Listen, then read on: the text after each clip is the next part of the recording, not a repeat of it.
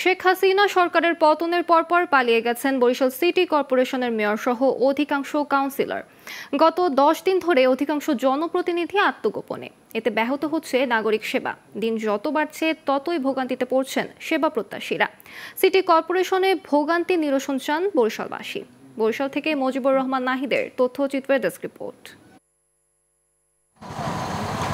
৩০টি ওয়ার্ডে ২,৭৬,২৯৮ জন ভোটার এবং প্রায় ৫ লাখ বাসিন্দার নাগরিক সেবা মেলে বরিশাল সিটি কর্পোরেশনে। হাসিনা সরকারের পতনের পর থেকে নগর ভবনে শুনশান নীরবতা। কারণ সরকারের পতনের পর মেয়র সহ আওয়ামী লীগপন্থী কাউন্সিলররা আত্মগোপনে চলে যান। এরপর থেকেই ব্যাহত হচ্ছে নাগরিক সেবা। বিভিন্ন ওয়ার্ডের কাউন্সিলর কার্যালয়ে ঝুলছে তালা। ফলে প্রয়োজনীয় সেবা থেকে বঞ্চিত হচ্ছেন নগরবাসী।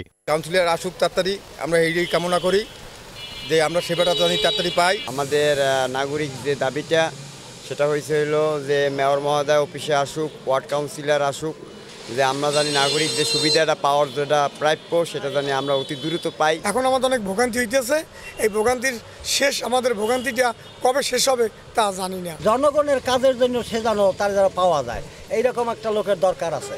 নগরবাসীর ভোগান্তির বিষয়ে কথা বলতে বরিশাল সিটি কর্পোরেশনের প্রধান নির্বাহী কর্মকর্তা ইসরাইল হোসেনের সাথে যোগাযোগের চেষ্টা করা হলে তাকে পাওয়া যায়নি। প্রশাসনিক কর্মকর্তাকে পাওয়া গেলেও তিনি ক্যামেরার সামনে কথা বলতে রাজি হননি। শিগগির এইসব সমস্যার সমাধানে দাবি জানালেন সাবেক ভারপ্রাপ্ত মেয়র। জনগণ সিটির উপরে অনেক নির্ভরশীল। সার্টিফিকেট হইতে অনেক জায়গা জমিন প্ল্যান টেলান দালান এগুলো নিয়ে জনগণ অনেক ভোগান্তিতে পড়ে গেছে দীর্ঘদিন পর্যন্ত। আমি সরকারের কাছে এটুকুই অনুরোধ করি, অতি শীঘ্র নিয়মতান্ত্রিকভাবে এই ভোগান্তি থেকে যেন জনগণ রেহাই পায় সে ব্যবস্থা নেওয়ার জন্য।